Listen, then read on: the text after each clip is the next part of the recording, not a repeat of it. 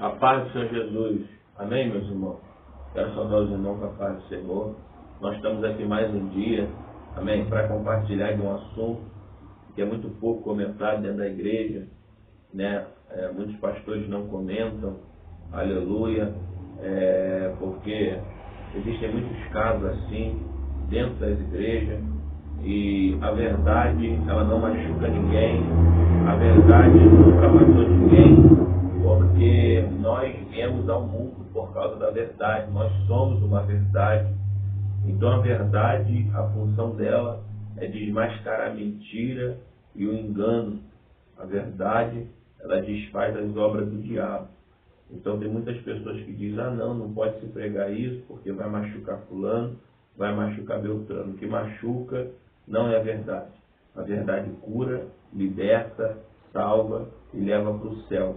O que machuca e o que mata é o pecado. A Bíblia diz que o salário do pecado é a morte. Então nós que queremos a verdade, precisamos da verdade para ser libertos. E eu quero falar acerca de um assunto que é muito, aleluia, pouco comentado dentro das igrejas. Pastores já não falam mais isso, até porque muitas igrejas nem mais culto de doutrina têm, nem escola dominical para ensinar o povo o caminho do céu. Por quê? Porque o pastor sabe que um povo sem conhecimento não vai dar tanto trabalho para ele quanto um povo que conhece as Escrituras. Então, muitos pastores não querem ensinar o povo, as ovelhas, porque eles mesmos vão ser desmascarados, porque estão vivendo de qualquer forma. E quando o povo conhece, o povo começa a entender a chamada de um pastor, a sua responsabilidade quanto a ser pastor, e começa a ser mais cobrado, porque quanto mais cobrado, quanto mais dado é, mais cobrado. Eu quero falar acerca do divórcio. Malaquias, capítulo de número 2, verso de número 14 em diante, diz assim: E dizeis, por quê? Porque o Senhor foi testemunha entre ti e a mulher da tua mocidade, com a qual tu foste desleal, sendo ela a tua companheira e a mulher do teu conserto. E não fez ele somente um, sobejando-lhe espírito? E por que somente um? Ele buscava uma semente de piedosos. Portanto, guardai-vos em vosso espírito, e ninguém seja desleal para com a mulher da sua mocidade. Porque o Senhor, Deus de Israel, diz que aborrece o divórcio, e aquele que encobre a violência com a sua veste, diz o Senhor dos Exércitos. Portanto, guardai-vos em vosso espírito, e não sejais desleais. Então Deus, ele está expondo explicitamente que ele abomina, aborrece o divórcio. Sim, o divórcio não é aceito pelo Senhor, a não ser por aqueles que se aliançaram no mundo, se casaram, aleluia, né, no tempo da ignorância e se divorciaram. Mas se aceitaram o Senhor, né, se levantaram as mãos, casados, não podem se divorciar. Né? Eu estou falando daqueles que se divorciaram no mundo sem ter o conhecimento da verdade. Aí sim, Deus nos levará ao tempo da sua ignorância. Mas o que tem acontecido, tem entrado muito escândalo, são os crentes que estão casando e descasando. Homens, pastores, cantores, principalmente no meio gospel, né, irmão? E estão achando que isso vai passar impune e não vai. Isso vai ser condenado naquele dia do juízo. Porque quando nós nos aliançamos lá no cartório, de frente para o juiz de paz ou de frente para o pastor, a promessa é até que a morte o separe. Ali a gente não fala assim, não. Quando você for traído, você pode... Não. Ali diz até que a morte o separe. Na saúde, na doença, na riqueza e na pobreza. Né, irmão? No tempo de tristeza e no tempo de alegria. Então, o casamento foi feito para ser um só. A Bíblia diz que quando a gente se casa, nos tornamos uma só carne. Não é verdade? O apóstolo Paulo também vai falar isso na primeira carta aos Coríntios, no capítulo de número 7. Ele vai dizer acerca daqueles que são crentes e têm um cônjuge não crente. Ele diz, olha, se você é crente, mas o teu esposo não é crente, mas ele consiste em coabitar com você, fique com ele, não se separe, porque aquele que é descrente será santificado por aquele que é crente. Se ele quiser se apartar, aí então se aparte porque Deus vos chamou para a paz. Mas para se apartar, é somente aquele que vai se apartar para viver somente com o Senhor, sem se casar de novo.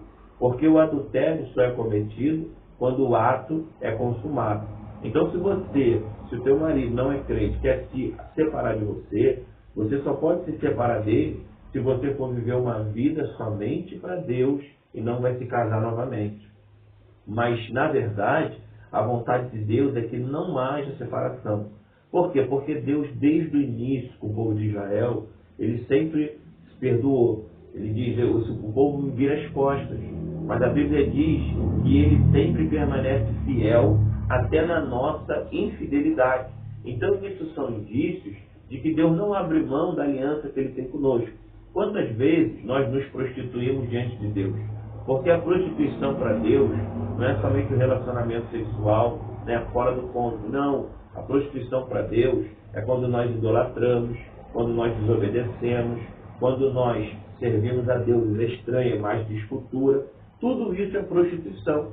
Mas quando a gente se arrepende, Deus automaticamente nos perdoa. Por quê? Porque ele não abre mão da aliança. Por quê? Porque ele abomina o divórcio. E o que a gente vê hoje são casais que a esposa envelheceu, teve filho e pegou uma barriguinha, a que era magrinha ficou gordinho, o que era magrinho ficou gordinho, né, deu uma ruga, talvez muitos ficam doentes, e aí na hora da doença eles se divorciam da esposa, alegando, né, que não aguentei mais. Irmão, não, isso não vai ser aceito diante de Deus, isso vai ser condenado no dia do juízo final.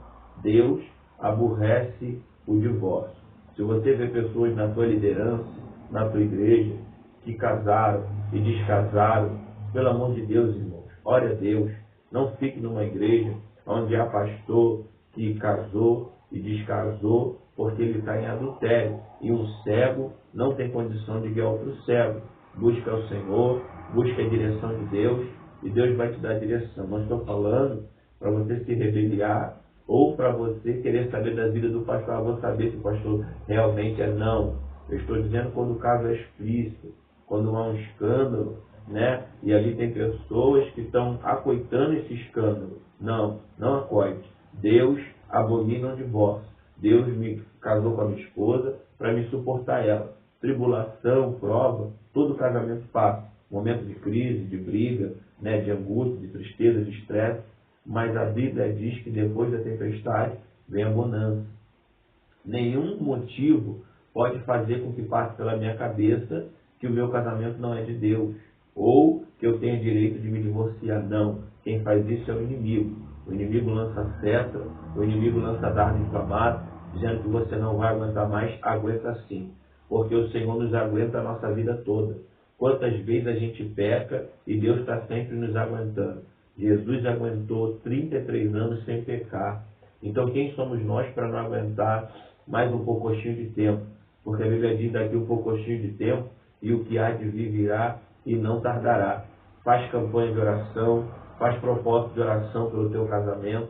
Para Deus nada é impossível, mas você não pode desistir, porque o teu adversário vai te condenar, vai te julgar, vai te apontar, perdão, no dia do juízo, e ele vai querer que você seja condenado, porque o divórcio é abominável diante do Senhor. Rafael, e quanto ao casal estar congregando separado, também é abominável diante do Senhor, e isso também vai ser condenado. Por quê? Porque quando você se une à sua esposa, vocês são uma só carne e um só corpo. Pode uma cabeça de um corpo estar em um lugar e o corpo em outro? Se a minha cabeça estiver aqui fora do meu corpo, eu estou morto. Pode estar onde for. Se eu estiver separado, se separar aqui a minha cabeça do corpo, a morte é certa. Assim são os casais que estão congregando em igrejas separadas. Vocês dormem juntos, vocês vivem juntos. Na hora de adorar o Deus que vocês dizem o mesmo, vocês se separam, dizendo que vão adorar um Deus que trabalha na comunhão, que trabalha no acordo. Um Deus que trabalha, como diz Salmo 133, ao quão bom e suave que os irmãos vivem em união. E vocês são mais do que união. Vocês são um casal. Vocês são uma só carne. Como pode o teu esposo estar em uma igreja e você em outra? Isso não existe. A Bíblia diz que aquele que se humilhar, Deus vai exaltar. Mas, Rafael, a igreja que o meu esposo vai é mundana. Mas se você se humilhar e começar a orar, Deus vai ver a tua humilhação e vai atender a tua oração, vai abrir os olhos do teu esposo, da tua esposa, e eles vão enxergar a verdade e vai entender que você tinha razão. Mas Deus só vai te exaltar a partir do momento que você se humilhar. Ah não, se ele quiser ir para lá eu vou. Se ele quiser ir para lá ele vai. Se ele quiser vir aqui ele vem. Mas eu vou ficar aqui. Isso aí é orgulho. Isso aí é soberba. E isso também será condenado no dia do juízo do Senhor. Porque a Bíblia diz: Deus dá porém graça aos humildes, mas dos soberbos ele vai abater. Então, uma das partes tem que se humilhar. Uma das partes tem que descer. E é essa parte que se humilhar e que descer que Deus vai exaltar. Se você está na direção certa e o teu esposo, o teu cônjuge não quer aceitar a direção, você se humilha diante dele, ora ao seu Deus e Deus vai te honrar na visão que você tem que estar correta. Não existe um casal congregar em igreja diferente. E muito pastor não tem coragem de falar isso. Eles aceitam. Uma pessoa separada vem congregar na igreja dele, a esposa ou o esposo está em outra igreja. Qual é a função do pastor? Olha, meu filho, você precisa ir para onde a tua esposa está. Você precisa ir para onde o teu esposo está. Se você se humilhar, Deus vai te honrar. Esse é o conselho de um verdadeiro pastor de Deus. Mas o pastor que é falso, que não age com a verdade, não, meu filho, fica aqui mesmo, vamos orar, que Deus vai entrar com providência. Não, essa daí não é verdade. A verdade que Jesus ensinou é se te bater na direita ou da esquerda. Ele disse assim: se humilha. O amor tudo sofre, tudo suporta, tudo enfrenta, tudo vence. O amor não se ensoberbece. Está escrito isso na carta aos Coríntios.